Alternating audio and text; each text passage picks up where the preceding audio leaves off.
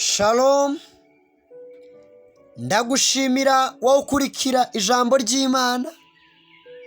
Uwiteka akugirire neza kandi ahaze ubuzima bwawe. Uyu munsi ni kuwa gatanu tariki ya 19 Gicurasi 2023.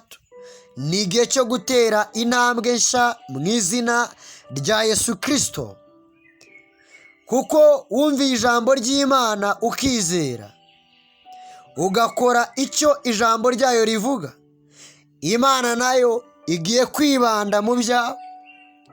Urwandiko Pawulo yandikiye Abaroma igice cya umurongo wa 7. Bibiliya iravuze ngo, dore kwizera guheshwa no kumva, no kumva kuzanwa n'ijambo rya Kristo. Mwene data, wagiye wumvira ijambo ry'Imana kenshi, wagiye uritega amatwi, buri gitondo ukarisoma, buri munsi ukaryumva, ugakora uko ushoboye kugira ngo Imana igwize umwanya mu buzima bwawe.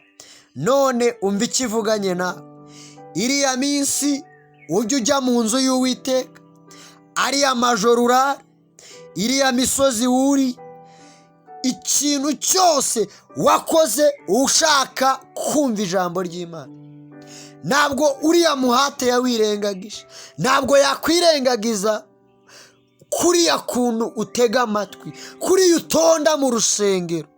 Abantu bazi ko wasaze, babyita ko wabaye imburamukoro, ariko ririya jambo wategeye amatwi, Imana iri kuryubakisha umunara muremure muri wowe, iri kuriremesha isoko ngari muri wowe, isoko itanga ubuzima.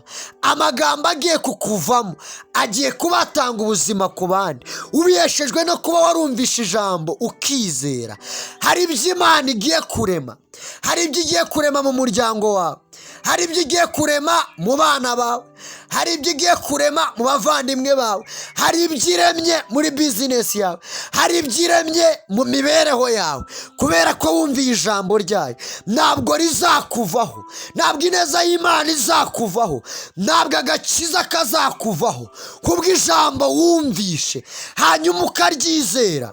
Reka Kristo aza akomeze yime ingoma muri wowe kandi aganze. Mana, ndagushima kutakwirengagiza umuhate w'uyu mwene data.